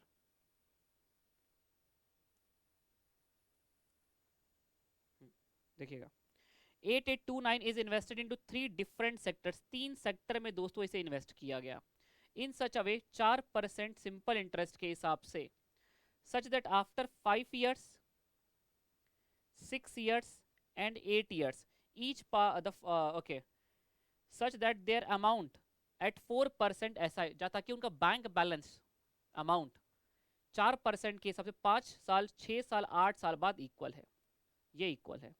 तो कह रहा है find each part of some. इसके कई तरीके हैं लेकिन दोस्तों बेस्ट मेथड है आप ऑप्शन से क्वेश्चन जाइए, वो ऑप्शन जो आपको सेम अमाउंट देगा, सेम अमाउंट देगा आपको 3, 5 साल, 6 साल और 8 साल के बाद, वो ऑप्शन राइट है। यदि मान लीजिए मैं यहाँ पे ऑप्शन ए को राइट मानता हूँ, मान लीजिए मैं ऑप्शन ए को राइट मानता हूँ, तो पहले मैंने 3069 पे इंटू 4% किया इंटू 5 सालों के लिए, मेरा इंटरेस्ट आ गया 613 रुपए का, और उसमें 3069 को ऐड किया, तो दोस्तों मेरा बैंक बैलेंस यहां से हो रहा था 3682.8। यदि अगले दो बॉक्स में भी 3682.8 आ जाता है तो वो ऑप्शन राइट है। अगला मान लीजिए मैंने 2970 पे इन्वेस्ट किया इंटू 4% के सबसे 6 सालों के लिए इंटू 6 किया, 712 रुपए का इंटरेस्ट आया, प्रिंसिपल प्लस इंटरेस्ट किया 2970, तो ये मेरा बैंक बैलेंस फिर से आ गया 3682.8। अब यदि तीसरे बॉक्स में भी आ गया, जो कि आएगा ही आएगा, तो ऑप्शन ए हो जाएगा राइट। आइए अब यहां का अमाउंट निकालते हैं, प्रिंसिपल प्लस इंटरेस्ट करेंगे। पहले इंटरेस्ट निकालते हैं 2790 मल्टीप्लाई बाय 4%, कितने सालों के लिए, 8 सालों के लिए, 892.8, ये आ गया आप इंटरेस्ट, प्लस प्रिंसिपल करिए कितना 2790, प्रिंसिपल प्लस इंटरेस्ट करके फिर से आ गया 3682.8। So guys this option is right, बाकी सारे फीके पड़ जाएंगे इसके सामने। चलिए दोस्तों इसी तरीके से आपको क्वेश्चन सॉल्व करने हैं एग्जाम में। आइए अब ये बॉन्ड वाला क्वेश्चन दोस्तों मैं बहुत अच्छे से एक्सप्लेन कर चुका हूं ऑलरेडी, यहाँ पे कोई दिक्कत नहीं है कि इसका ऑप्शन बी होगा। ए 1000 बॉन्ड पेइंग एनुअल डिविडेंड, मैं आपको पहले भी कह चुका हूं, बॉन्ड आपको जो चीजें देता है, दो ही चीजें देता है। आप बॉन्ड, इन्वेस्टर बॉन्ड में उतना ही पैसा लगाने को तैयार होगा मैक्सिमम, जितना उसको मिल रहा होगा मिनिमम। कम से कम मुझे क्या क्या मिलेगा, तो दोस्तों बॉन्ड आपको हमेशा दो ही चीजें देता है, एक आपको वो इंटरेस्ट देता है और एक आपको उसके लाइफ खत्म होने के बाद रिडम्पशन वैल्यू देता है। लेकिन ये सारे पैसे आपको भविष्य मिलते हैं और आपको डिसीजन आज लेना होता है, इसलिए आप निकालते हैं प्रेजेंट वैल्यू ऑफ इंटरेस्ट और आप निकालते हैं present value of redemption value. अब आइए इस क्वेश्चन को देखिएगा, 1000 रुपए का बॉन्ड है, एनुअल डिविडेंड आपको 8.5% का डिविडेंड मिलता है। कई बार इसे दोस्तों वो कहते हैं इंटरेस्ट, कई बार वो कहते हैं डिविडेंड, एक ही बात है, आपको मुनाफा हो रहा है 1000 रुपए पे 8.5% का डिविडेंड, 85 रुपीज का डिविडेंड मिलता है आपको हर साल, into present value annuity factor for, कितने साल की लाइफ है बॉन्ड की, for 10 years, 10 years plus redemption value into present value annuity factor of 10th year. Sir 85 rupees. आइए प्रेजेंट वैल्यू एन्युटी फैक्टर निकालते हैं फॉर 10 सालों के लिए। दोस्तों मैंने पहले कहा था हर बार एग्जाम में नहीं देगा, मैंने आपको इसलिए कैलकुलेटर में सिखाया था। आइए देखते हैं। सर आर देखिएगा, दिख रहा है, ये यहाँ पे दिख रहा है, ये देखिएगा। Sir R upon 100 plus 1 divide equals to 1 2 3 4 5 6 7 8 9 10 GT। ये मेरा आ गया इंटू 66.144 प्लस रिडम्पशन होने वाला 1000 पे 10वें साल का annuity factor R upon 100 plus 1 divide equals to 1 2 3 4 5 6 7 8 9 10। कितना हो गया? 0.3855। दोस्तों आइए सॉल्व कर लेते हैं। 85 into 6.144 is equals to m plus, ये मेरा आ रहा है 522.424 plus 1000 into 0.3855 is equals to m plus, ये आपका आ रहा है 385.5। MRC का बटन दबाइए, ये आपका आ रहा है 907। कुछ तो गड़बड़ हुआ है, जहां तक मुझे याद है इसका आंसर 907 नहीं। अच्छा दोस्तों सुनिएगा, मेरे से गलती क्या हो गई, मैंने इसे 210% के हिसाब से सॉल्व कर दिया। अच्छा, इन्वेस्टर का रिक्वायर्ड रेट ऑफ रिटर्न 8% था, मुझे 8% से इसको डिस्काउंटिंग करना था। माफी चाहूंगा दोस्तों, ये दोनों हमारे गलत आ गए, माफी चाहूंगा। सुनिएगा, R अपॉन 100 में मैंने R को 10 ले लिया, 8 दिया हुआ है, इन्वेस्टर का रिक्वायर्ड रेट है 8। R upon 100 plus 1 divide equals to 1 2 3 4 5 6 7 8 9 10 GT। दोस्तों ये आपका हो जाएगा 6.71008। आप इसे मल्टीप्लाई कर दीजिए 85 से और इक्वल्स टू m प्लस। अगला 10वें साल का R अपॉन 100 प्लस 1, R कितना 8, R upon 100 plus 1 divide equals to 1 2 3 4 5 6 7 8 9 10। ये आपका हो जाएगा इंटू 0.46319। इसे मल्टीप्लाई कर दीजिए 1000 से equals to m plus. MRC करेंगे तो आपका आंसर आ जाएगा 1033.50। तो गाइस आंसर हो जाएगा आपका 1033.54। चलिए दोस्तों, मैं इसके कॉन्सेप्ट्स के एक्सप्लेनेशन में नहीं जा रहा, आप सॉल्व कर चुके होंगे। जहां पे मुझे लग रहा है जरूरत है वहां पे एक्सप्लेन मैं कर रहा हूं, लेकिन ये सेम क्वेश्चन हमने किया है, बस वहां पे रेट 10% था और आपको उसका आंसर 907 आया था, जो मैंने गलती से अभी निकाल दिया था। चलिए अब सुनिएगा, मैं आपको इस क्वेश्चन में आपको एक बात बताता हूं। इंस्टीट्यूट यहाँ पे दोस्तों कुछ हद तक मुझे गलत लगती है, यहाँ पे इंस्टीट्यूट का सजेस्टेड आंसर मुझे कुछ हद तक गलत लगता है। आइए मैं आपको इसमें आपको एक विशेषता बताता हूँ, ऐसा मैं क्यों कह रहा हूँ। चलिए पहले इसे डिस्कस कर लेते हैं, पहले से हम इसे डिस्कस करते हैं। सुनिएगा, एक व्यक्ति इन्वेस्ट करता है 10,000 रुपए एवरी ईयर, तो ये एन्युटी दी हुई है, स्टार्टिंग फ्रॉम टुडे लिखते ही मुझे समझ में आ गया ये सवाल ड्यू का है। फॉर नेक्स्ट, अब समझना, for next 10 years, for next 10 years. तो यहां पे स्टूडेंट्स को लगता है कि नंबर ऑफ ईयर्स 10 है, जो कि है भी इस सवाल में, बिल्कुल है। आगे बढ़ते हैं। Suppose the rate of interest is 8% per annum compounded annually. Calculate future value निकालना है, साफ साफ कह दिया। जैसे ड्यू कहा, हमारे वैसे तो ट्रिक 1 प्लस इक्वल 2 से शुरू होती है, लेकिन ड्यू की वजह से हम शुरू करेंगे R अपॉन 100 प्लस 1। आइए दोस्तों शुरुआत करते हैं। कितना है rate? 8। R upon 100 plus 1 into 1 equals to कितने बार? सर आपने अभी तक एक बार भी इक्वल टू नहीं दबाया, तो पूरे 10 बार। 1 2 3 4 5 6 7 8 9 10 GT मल्टीप्लाई बाय एन्युटी 10,000, तो आपका आंसर आ गया 15645 option A. And guys here we are done with this question. लेकिन मैं आपको बताता हूं, यहां पे दोस्तों एक विशेषता है इस सवाल में, जो कि पास्ट एग्जाम से ही उठाई हुई है। अब यहां पर मैं आपको इसलिए क्लैरिफाई करता हूं कि हो सकता है एग्जाम में सिचुएशन आए और आपका ऑप्शन मैच ना करे, तो आपको लगेगा आप नन ऑफ दिस टिक कर दो, पर मेरी एक रिक्वेस्ट है आपसे, उसे जरूर कंसिडर करके चलना। सुनना, ये क्वेश्चन बड़ा इंपॉर्टेंट है, आसान होने के बावजूद मैं इंपॉर्टेंट कह रहा हूं, मतलब इसमें कहीं ना कहीं दोस्तों कुछ ऐसी बात है जो हमें एग्जाम में नंबर लाने से रोक सकती है। सुनिएगा,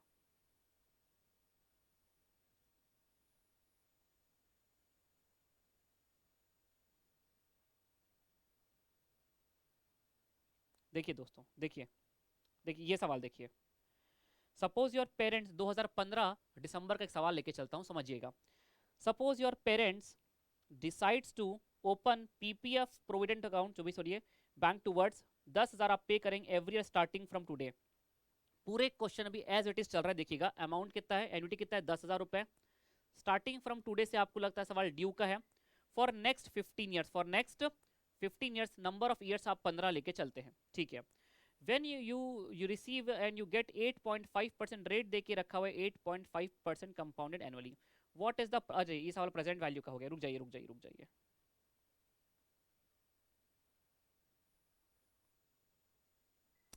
दोस्तों देखिए, सुनिएगा, चलिए यही वो सवाल है, पर दोस्तों यहां पर क्या हुआ था सुनना, यहां पे ये सवाल ड्यू का था, ये सवाल ड्यू का था। अब देखिए यहाँ पे नेक्स्ट 15 ईयर्स था, तो इंस्टीट्यूट ने अपना पूरा आंसर ड्यू के हिसाब से देखिए 15 साल के लिए ऐसे निकाला और 1 साल के लिए और ऐड किया। इंस्टीट्यूट ने इसे 16 साल के हिसाब से इस क्वेश्चन को सॉल्व किया था। और उनके हिसाब से दोस्तों मेरे को लगता था कि the reason is for next 10 years, मतलब स्टार्टिंग फ्रॉम टुडे आपने आज पैसा दे दिया और अगले और 10 साल, फॉर नेक्स्ट 10 ईयर्स और अगले 10 साल देंगे, तो इससे टोटल समझ के ऐसा लगता है 11 साल भी हो सकता है। और यस 2015 में जो ये सवाल था दोस्तों, यहाँ पे नंबर ऑफ नेक्स्ट 15 ईयर्स को उन्होंने 16 लेके चले थे। अब दोस्तों यही बात है कि यहाँ पे अब क्लैरिफिकेशन आना चाहिए कि नेक्स्ट वर्ड कह रहा है तो इसके, और ड्यू कह रहा है, यदि ये ऑर्डिनरी का होता तो मैं कहता फॉर नेक्स्ट, मतलब आपने आज पैसा दिया ही नहीं, अब एंड में दोगे और 10 साल तक और दोगे। लेकिन स्टार्टिंग फ्रॉम टुडे आज आपने दिया और नेक्स्ट 10 ईयर्स और दोगे करके 1 साल बढ़ जाता है यहाँ पे। लेकिन यस इस क्वेश्चन में दोस्तों एमटी पे पर ऐसा कोई क्लैरिटी नहीं है, और इसके हिसाब से ये आंसर निकाला गया है कि नेक्स्ट वर्ड नहीं, 10 साल मतलब आज से लेकर के टोटल 10 साल ऐसा। और नेक्स्ट का मतलब होता है अगले 10 पर। यस, और उसके हिसाब से 2015 सही है, पर ये एमटीपी पेपर जस्टिफिकेशन नहीं है। तो अब मैं इसके लिए कुछ नहीं कर सकता, फिलहाल क्लैरिफिकेशन का वेट करते हैं। पर यदि आपको ऐसा लगा कि नहीं आ रहा, तो एक बार नेक्स्ट की वजह से आप 1 साल बढ़ा करके अपना आंसर निकालिएगा, आपका ऑप्शन मैच करने की संभावना बहुत अच्छी हो जाएगी। चलिए आगे बढ़ेंगे। There are 3 girls and 5 boys are to be seated in a row so that no 2 girls sit together. बताइए, मैंने पहले ही कहा था आने वाले दिनों में ऑल्टरनेट और नॉन ऑल्टरनेट पे सवाल आएंगे। दोस्तों यहाँ पे एक रेस्ट्रिक्शन मात्र एक ही काइंड पे लगाई गई है, लड़कियों पर लगाई गई है, मतलब ये नॉन ऑल्टरनेट मांगा है। नॉन ऑल्टरनेट का मैंने आपको लॉजिक पढ़ाया था, जो चीज़ ज़्यादा क्वांटिटी में है उसे पहले बैठा दीजिए। सर बॉय ज़्यादा क्वांटिटी में, आइए इन्हें बैठा दीजिए, B1, B2, B3, B4, B5। 5 boys को 5 जगह में बैठाने के कितने तरीके, 5P5 मल्टीप्लाई बाय। गर्ल्स के लिए अब कितनी जगह है, 1, 2, 3, 4, 5, 6। 6 में से कोई भी 3 जगह पे गर्ल्स बैठ भी सकती हैं और अरेंज भी हो सकती हैं, इंटू 6P3। 5P5 दोस्तों सॉल्व करके हो जाएगा आपका 5 फैक्टोरियल, और 6P3 को सॉल्व कर लीजिए n factorial upon n minus r factorial. 6 into 5 into 4 into 3 factorial से 3 फैक्टोरियल कट जाएगा, तो बचा 6 into 5 into 4 that is 120। 5 factorial भी 120 इंटू 120, 120 इंटू 120 कितना दोस्तों आपका गया 14400। अब आप यकीन से मानिए दोस्तों, ये सेम क्वेश्चन मैंने आपको करवाया था, बस फर्क इतना है वहां पर थे 5 बॉयज एंड 5 गर्ल्स, और मैंने नॉन अल्टरनेट में कहा था आपको चाहे क्वांटिटी कैसी भी हो कोई फर्क नहीं पड़ता। लेकिन यहाँ पे ऐसा कह दिया होता so that no 2 boys and no 2 girls come together, तो हमें डिफरेंस 2 का नहीं 1 का ही करता, वो 5 बॉयज एंड 4 गर्ल्स करता, तो ही वो क्वेश्चन पॉसिबल हो पाता, और वो पॉसिबल हो पाता तो क्वेश्चन बन जाता ऑल्टरनेट शिप का। चलिए, how many numbers can be formed with the help of this numbers so that number is not divisible by 5। यदि नंबर को डिविजिबल बाय 5 होना है तो आखिरी में 5 आना चाहिए, और ये कह रहा है डिविजिबल ना हो पाए।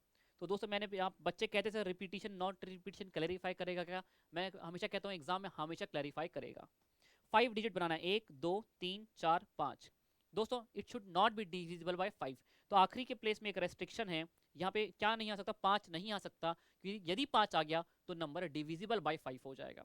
सर यहाँ 5 छोड़ के बाकी सब आ सकते हैं, 1, 2, 3, 4, 5, 5 में से कोई एक आ गया होगा। अब मुझे बताइए यहां पर कितने आ सकते हैं, 1, 2, 3, 4, 5, कोई एक आ गया होगा। एक मिनट रुकिएगा, सॉरी कुछ तो गलती हो गई, एक मिनट, सॉरी सॉरी सॉरी, रुकिए रुकिए, एक बार फिर शुरुआत करेंगे। 5 नहीं आ सकता, काउंट करिए, 1, 2, 3, 4, 5, यस 5 आ सकते हैं। कोई एक आ गया होगा, अब यहाँ पर भी 5 आ सकते हैं, फिर कोई एक आ गया होगा यहाँ पे 4, 3, 2, मल्टीप्लाई करिए 5 इंटू 4 इंटू 3 इंटू 2 इंटू 5, तो आपका आंसर आ गया 600, और 600 इज द राइट आंसर। उम्मीद करता हूँ ये सारे क्वेश्चंस आपको आसानी से हो गए होंगे। अब ये देखिए ग्रुपिंग, एक एक सवाल दोस्तों हमारे एक एक लॉजिक से पूरा बैठेगा, कहीं भी आपको टेंशन लेने की जरूरत नहीं है। How many different group, grouping वाला सवाल आ गया, ये भी मेरे डायरेक्ट लॉजिक पर आ गया। Of three group, three person, तीन पर्सन है, can be formed, okay. How many different group, different group बनाने हैं ऑफ थ्री पीपल, ओके। पांच में से दोस्तों आपको डिफरेंट ग्रुप बनाने, उसने ये नहीं कहा कि थ्री इक्वल ग्रुप्स और फोर इक्वल ग्रुप्स, कह रहा है उसमें एक ग्रुप में तीन लोग होंगे। यदि दोस्तों एक ग्रुप में तीन लोग हो गए तो दूसरे ग्रुप में स्वाभाविक है एक ही तरीका है, उसमें दो ही ग्रुप बच्चे बैठ पाएंगे, ठीक है। अब ग्रुप में दोस्तों कोई तो होंगे, एक से ज्यादा लोग तो होंगे, इसलिए आप लोग, आप चाहते हो कि एक ग्रुप में तीन लोग हों, पांच में से तीन लोग एक ग्रुप में हो गए तो बच्चे हुए दो लोग अपने आप में एक ग्रुप में बन जाएंगे। तो आपको पांच n factorial upon p factorial into Q factorial करना है, n factorial upon R p factorial into Q factorial.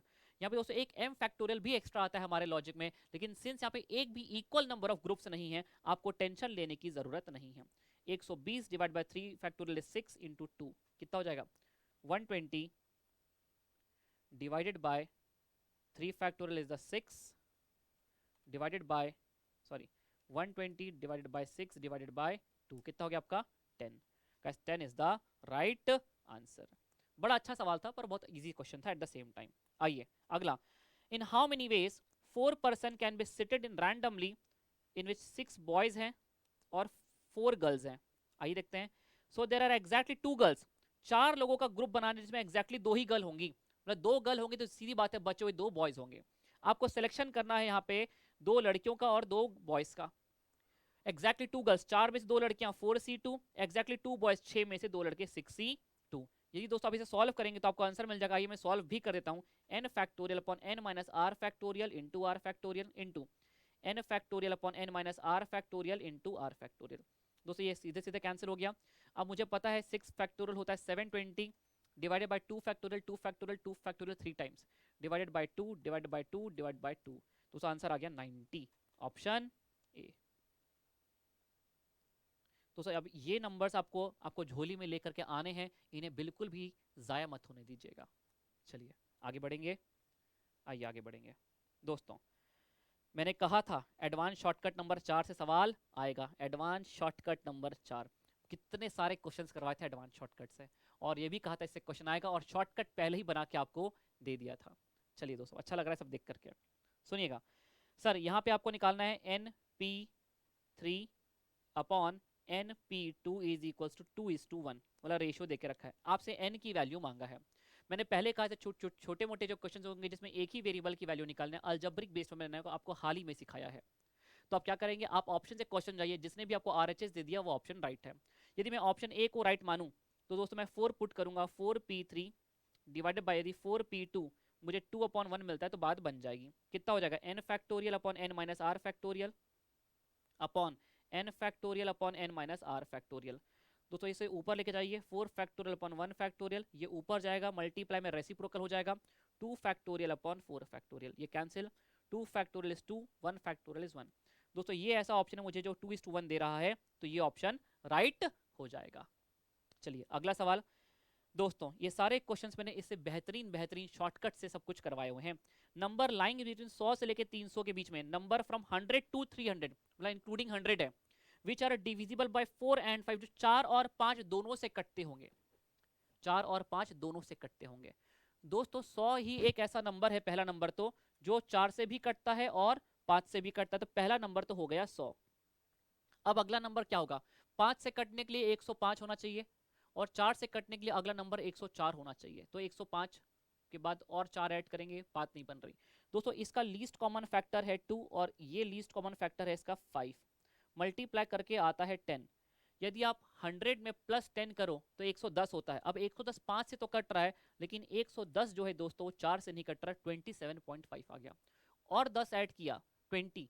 तो दोस्तों 120 अगला नंबर ऐसा है दोस्तों जो 4 से भी कट रहा है और 120 5 से भी कट रहा है। तो मुझे समझ में आ गया कि गैपिंग होना चाहिए 20-20 की, तो अगला नंबर 140। और आखिरी नंबर देखते हैं क्या 300 है जो 4 से कटता है, 300 दोस्तों 4 से कटता है और 300 5 से भी कटता है। इसका आपको सम निकालना है। इसके लिए दोस्तों मैंने आपको ऑलरेडी शॉर्टकट दिया हुआ है, और शॉर्टकट मैं आपको कैलकुलेटर में ही करवाता हूं। a plus equals to a 120 sorry 100 plus equals to plus D करिए 20 और इक्वल टू तब आइए जब तक 300 ना हो जाए। एक 300 में आके रुकना है, 20 हो गया, ये 200, 300 में रुकना है आपको, याद रखना 20 ऐड हो रहा है, ये 300, सबका टोटल चाहिए, जीटी दबा दीजिए, आपका आंसर आ गया 2200। दोस्तों अब ये सब चीज़ें मैं सिखा चुका हूं, इसलिए मैं आपसे रिक्वेस्ट करता हूं इन सभी चीज़ों को आप दिमाग में रखिएगा। ये क्वेश्चन दोस्तों, इसे प्लीज एलडीआर लगाइए, ये पूरी तरीके से दिसंबर 2022 में आने लायक सवाल मुझे लगता है इस पूरे के पूरे एमटीपी से। आइए दोस्तों देखिएगा, सम का रेशियो दिया हुआ है, मैं समझाऊंगा नहीं क्योंकि मैंने समझाने में बहुत बहुत बहुत ज्यादा समय दिया हुआ है। और यदि आपको याद दिला दूं, आइए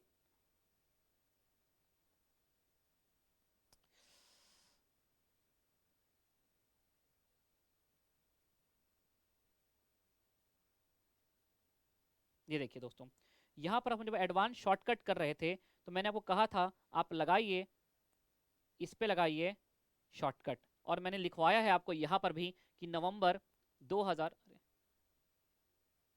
मैंने आपको यहां भी लिखवाया कि नवंबर 2022 में ये सवाल आएगा। ये सेम क्वेश्चन है दोस्तों, वाह, क्वेश्चन भी सेम टैली कर गया कि सर आपको 10th टर्म का ही रेशियो निकालना है और सम का रेशियो दिया हुआ था।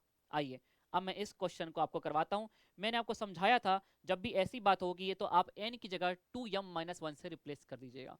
यहाँ पे उसको n को इसने x से रिप्रेजेंट किया है, तो मैं रिप्रेजेंट कर दूंगा 2m-1 से, plus 5 upon 5 times 2m-1 plus 3, bracket open करिए, हो जाएगा 6m-3 plus 5 upon 10m-5 plus 3। Solve करिए इसे, कितना हो जाएगा 10m plus 2 upon, sorry 6m plus 2 upon 10m minus 2।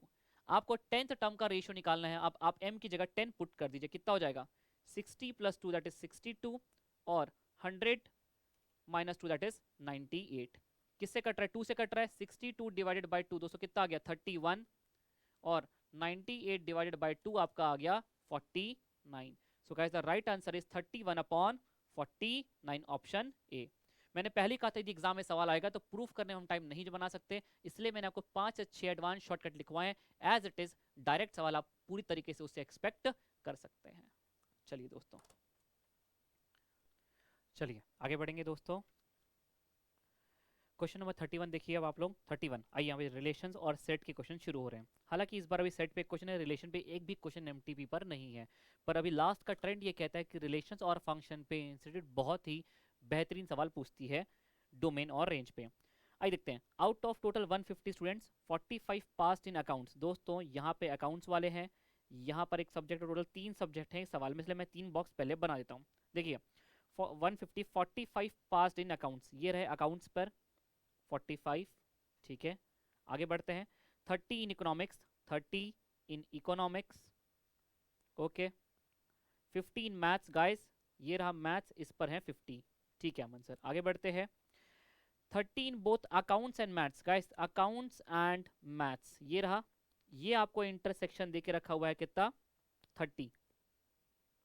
आगे बढ़ते हैं, 32 maths in economics, 32 maths and economics, maths and economics, दोस्तों ये देखे रखा हुआ है आपको 32।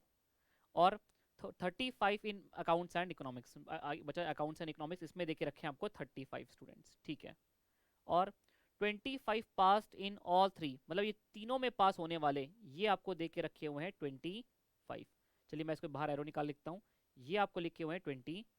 चलिए, find the numbers who has at least passed in any one of the subject, किसी एक में तो पास हुए होंगे। आपसे ये पूछ रहा है यूनियन पी ऑफ, पी नहीं लिखूंगा मैं, प्रोबेबिलिटी नहीं निकालना, आपको यहाँ पे निकालना है A accounts union economics union maths.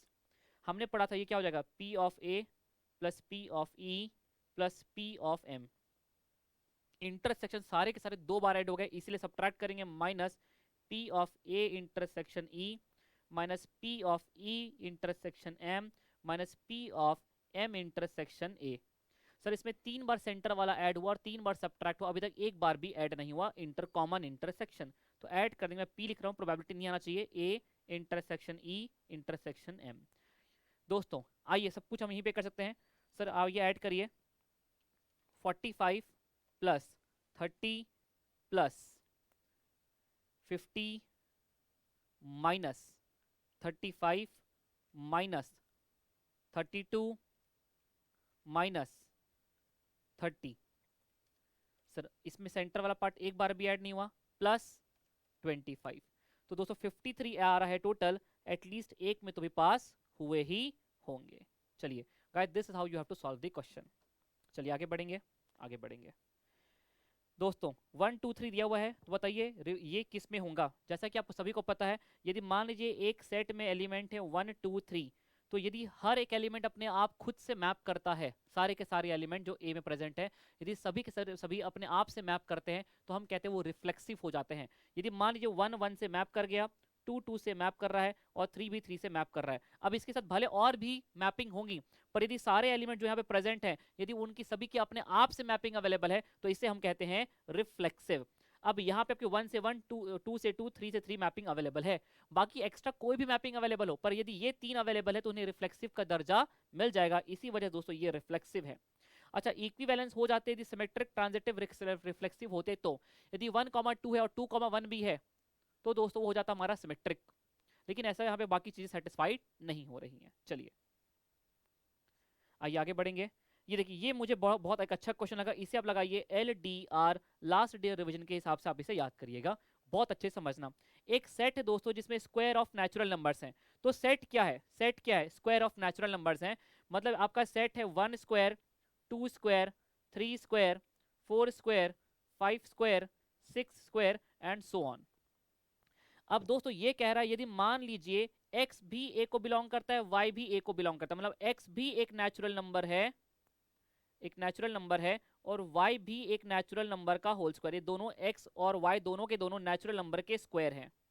a में क्या क्या बैठा है, नेचुरल नंबर स्क्वायर। ये कह रहा है x भी एक नेचुरल नंबर का स्क्वायर है, y भी एक नेचुरल नंबर का स्क्वायर है। तो क्या आपका x प्लस वाई भी एक नेचुरल नंबर का स्क्वायर होगा क्या? अब देखते हैं इसको एक एग्जांपल के रूप में करके देख लेते हैं। चलिए करके देख लेते हैं। सर यदि हम 1 का स्क्वायर करें 1, 2 का स्क्वायर लेंगे हम 4, तो आ रहा है हमारा टोटल 5। क्या दोस्तों यहाँ पे 5 अवेलेबल है, 5 का स्क्वायर अवेलेबल है, 5 अवेलेबल है क्या? किसी का भी स्क्वायर करने से आपको 5 मिलेगा क्या? नहीं।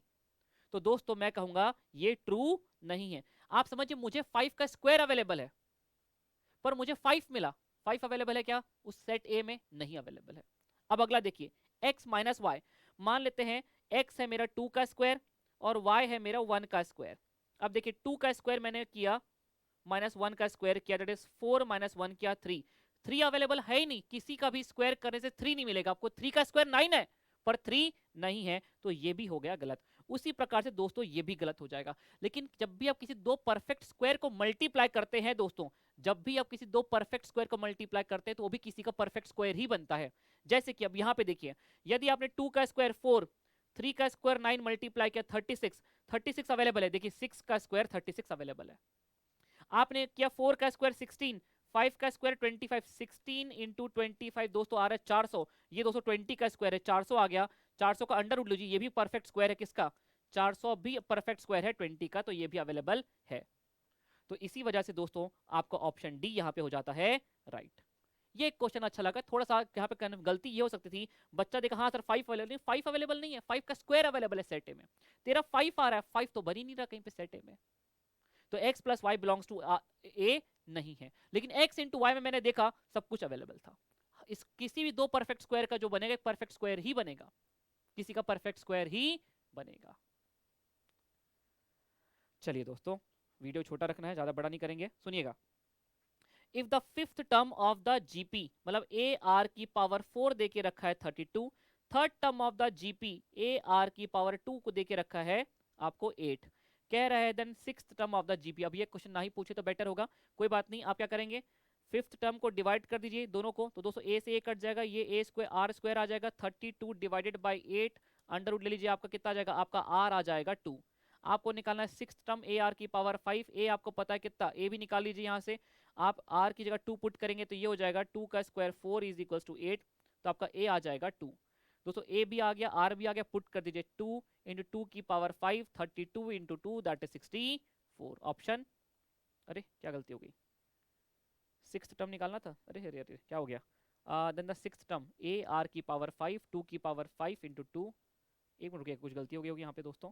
ये आपका आर स्क्वायर था ना यहाँ पे थर्ड टर्म, हाँ A R square is equal to 8, तो आपने आर की जगह 2 पुट किया, 2 का स्क्वायर 4, 8 डिवाइडेड बाई 4, 2 आ गया। ए आर की पावर 5, 2 की power 5, 2 into 1 equal to 1 2 3 4 5 into 2, अरे ये क्या कह रहा है इंस्टीट्यूट।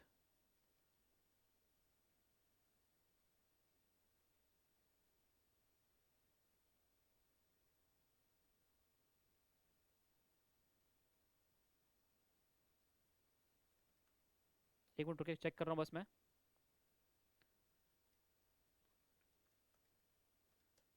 फोर, आर स्क्वायर आपका 4 आ गया, तो आर आपका 2 आ गया, और आपको सिक्स टर्म मांगा था। दोस्तों मेरे ख्याल से यहाँ पे कुछ करेक्शन होना चाहिए ऑप्शन में, इसका आंसर 64 होना चाहिए। पता नहीं ऐसा क्यों दिया हुआ है। ए आर की पावर 5, 2 की पावर 5 और ए 32 इंटू 2 64। एक मिनट रुकिएगा,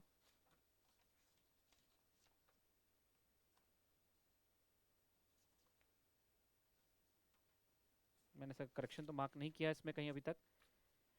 दोस्तों अब ये ऐसी ऐसी गलतियां करेंगे, बच्चों का टाइम वेस्ट कराएगा तो कैसे चलेगा। Fifth term of the GP A R की पावर 4 दे के रखा है 32। Third term of the GP A R में एक कम आपको दे के रखा हुआ है 8। चलिए, तो ए से ए कैंसिल हो गया, ये आपका आर स्क्वायर आ गया दोस्तों आपका 32 डिवाइडेड बाई 8, 8 4 जा 32। तो यहाँ से आपका आर आएगा प्लस माइनस 2 आएगा। मैं कुछ भी ले लेता हूँ दोस्तों, मैं प्लस 2 या माइनस 2, ए आर की पावर 6 प्लस ही होने वाला है, तो मैं ले लेता हूँ आपका यहाँ पे 2। यहाँ पे मैंने पुट किया, चलिए मैं यहाँ भी पुट करता हूँ, तो 2 की पावर 4 16, 32 डिवाइडेड बाई 16 करने से दोस्तों आपका ए भी आ रहा है 2। ये आपसे सिक्स टर्म मांग रहा है, तो 32, अरे फिफ्थ टर्म ही आपका 32 है, तो सिक्स टर्म आपका 64 ही होगा। दोस्तों यहाँ पे कहीं ना कहीं करेक्शन होगा, आप करेक्शन कर लीजिएगा। 64, यहाँ ये 6 लिखा है ना गलती से, ये 64 होना चाहिए, छूट गया इससे। ऑप्शन डी करिए, 64 होना चाहिए। ये भी 100% आपके 64 होना चाहिए, 100%। बताओ फालतू से क्वेश्चन टाइम वेस्ट कर दिया। चलिए दोस्तों, ये कह रहा which term of the sequence is 2048, मतलब ये कौन सी प्लेस पर बैठा ये पूछ रहा है। ये हमें पता है कि इसे कॉमन रेशियो आ रहा है, ये जीपी है ए आर की पावर एन माइनस 1। दोस्तों ये दे के रखा है 2048। चलिए मैं आपको, यदि इसको आपको दोनों तरीके से कराता हूं, आप चाहे तो इसे कैलकुलेटर में भी कर सकते हैं। जैसे कि सर हमने इसको कैसे सीखा था, देखिएगा, ए प्लस पहला term 2 into 2 is equals to, ये T2 हो गया, दिख रहा है दोस्तों, T2 हो गया, ये T3 हो गया, ये आपका हो गया T4, T4 5 6 7 8 9 10 11। दोस्तों 11 बार दबाने के बाद आपका 2048 आ गया। देखिए, या तो आप करिए 2 इंटू 1 इक्वल टू 1 2 3 4, और तब तक आप करिए इंटू 2 इंटू 2 इंटू 2, क्योंकि आप जब भी मल्टीप्लाई बाय आर करते हैं तो अगला टर्म मिलता है। तो जब तक आपको 2048 नहीं मिल जाता, आप इंटू 2 करते रहिए। 2 इंटू 1 इक्वल्स 1 2 3 4 5 6 7 8 9 10 11। 11 बार दबाने के बाद आपको 2048 मिल गया। इसका मतलब दोस्तों ये बैठा हुआ है 11वें स्थान पर, 11th प्लेस पर। ये मैं आपको ऑलरेडी शॉर्टकट से समझा चुका हूं, करवा भी चुका हूं क्लास में काफी बार। लेकिन आपको ट्रेडिशनल मेथड से चलना, हमें इसकी प्लेस निकालनी है ए आर की पावर एन माइनस 1। सर मुझे यहाँ पे मुझे यहाँ पे n की वैल्यू निकालना है। 2048 को 2 से डिवाइड कर दिया यहाँ पे, तो ये आपका आ गया 2048 divided by 2, that is 1024 is equal to 2 की पावर n माइनस 1। अब मुझे ये बात पता है कि यहाँ पे 1024 किसी ना किसी 2 की पावर बनेगा। तो दोस्तों मैंने इसे लिख दिया 2 की पावर 2 इंटू 1 इक्वल टू 1 2 3 4 5 6 7 8 9 10। 2 की पावर 10 इज इक्वल टू 2 की पावर n माइनस 1। आप बेस से कैंसिल करके 10 माइनस 1 लिख दीजिए, तो ये आपका n आ जाएगा 11। ट्रेडिशनल मेथड से बेटर हमेशा आपके लिए यहाँ पे एग्जाम में ऑप्शन कैलकुलेटर ट्रिक ही प्रेफरेबल है। आइए अगला सवाल। The number of power subset कितने, 2 की पावर n माइनस 1 कितने, 1 2 3 4 5, 2 की पावर 5 32 माइनस 1 31 हो जाएगा दोस्तों। चलिए इंटीग्रेट करना है, कोई मेथड की जरूरत नहीं, कोई होल पावर नहीं, अलग अलग इंटीग्रेट कर दीजिए। e की पावर ax का इंटीग्रेशन e की पावर ax अपॉन a यहाँ पे 1 है तो अपॉन 1 आ जाएगा, लिखने की जरूरत नहीं है। प्लस e की पावर ax का e की power ax upon a, that is minus 1 आएगा, अपॉन दोस्तों यहाँ पे लगा दीजिए, इंटीग्रेट हो गया। अब लिमिट सॉल्व कर देंगे, तो आपका ये हो गया दोस्तों e की पावर x माइनस e की power minus x whole power 1 से लेके 0। लिमिट लगाएंगे, upper limit minus lower limit. Upper limit e की x की जगह 1 पुट करेंगे, माइनस e की power minus 1, upper limit 0 put करेंगे, किसी भी चीज की पावर 0 क्या होता है 1, माइनस 1, तो ये आपका आ गया ई माइनस ई, ये तो कैंसिल हो गया, -1। तो दोस्तों ई माइनस ई की power -1, option A is the right answer. चलिए अगला सवाल दोस्तों, अब ये सवाल देखिएगा, ये क्वेश्चन को मैंने आपको स्टार लगवाया था, ये भी हमारे किताब में हायर ऑर्डर डेरिवेशन में अवेलेबल है। ये क्वेश्चन भी मेरे बुक में आपको स्पेशल सीरीज क्वेश्चन के नाम से अवेलेबल है। यहाँ पे दोस्तों इस एमटीपी से 90% क्वेश्चन हमारे same master book main book से पूरे के पूरे उठाए हुए हैं। चलिए उठाए हुए मतलब वहां से नहीं है, पूरे उसी से मिलते हुए क्वेश्चन है। ये हमने खुद ही मॉड्यूल से, ये क्वेश्चन आपको मॉड्यूल पर भी मिल जाएगा। देखिए कह रहा है F X is equal to this, F dash 1 is equal to 10, मतलब डिफरेंशिएशन के बाद यदि आप x की जगह 1 पुट करेंगे तो वो इक्वल टू 10 है। डिफरेंशिएट करिए, इसका डेरिवेशन क्या हो जाएगा, कांस्टेंट आगे आ जाएगा कि यहाँ पे कांस्टेंट है और कांस्टेंट में एक कम, कांस्टेंट में एक कम is equal to F dash X. दोस्तों मुझे एफ डैश 1 पता है, तो जहां जहां पे x है वहां पे 1 पुट कर दीजिए। जहां जहां पे x है वहां 1 पुट करेंगे तो जाएगा k इंटू 1 की power k minus 1 is equals to 10। अब दोस्तों पूछ रहा है k की वैल्यू बताइए। दोस्तों अब 1 की पावर कुछ भी हो, हमेशा तो वो 1 ही आने वाला है, मतलब ये k की पावर 1 की पावर कुछ भी हो, 1 की पावर कुछ भी हो, ये हमेशा 1 ही रहने वाला है। 1 की पावर चाहे नेगेटिव हो, चाहे जीरो हो, चाहे 1 की पावर कुछ भी हो, ये तो 1 ही आने वाला है। तो आप इसको लग सकते हैं k into 1 is equal to 10। तो दोस्तों यहां से k आ गया आपका 10, ऑप्शन ऑप्शन ए। चलिए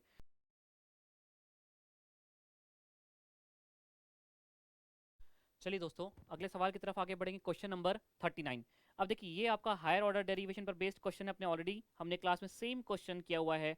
हमारे एक्सरसाइज में डबल हायर ऑर्डर डेरिवेशन में या थर्ड या फोर्थ नंबर पे सवाल दिया हुआ है, शायद 93 या 94 क्वेश्चन है। y इज इक्वल टू दिया हुआ है a e की power nx plus b y की पावर नहीं b e की पावर a e की power nx plus b e की पावर माइनस nx। देखिएगा आपको निकालना है D two Y upon D X square. आइए पहले डिफरेंशिएट करते हैं, D Y by D X is equal to A E की पावर एफ एक्स का ई की पावर एफ एक्स। दोस्तों एन एक्स का डेरिवेशन क्या हो जाएगा, एन प्लस बी ई की पावर माइनस एन एक्स। दोस्तों माइनस एन इंटू एक्स का derivation 1 minus N into 1 minus N. अब दोस्तों मैं ये नहीं बता सकता मैंने क्यों लिखा है, आपको पढ़ाया हुआ है क्योंकि यहाँ पे अपन पेपर डिस्कस कर रहे हैं। तो D Y by D X आपका आ गया N into E, N into A into E की power N X plus minus minus हो जाएगा, ब्रैकेट खोलेंगे तो जाएगा N into B into E की पावर माइनस एन एक्स।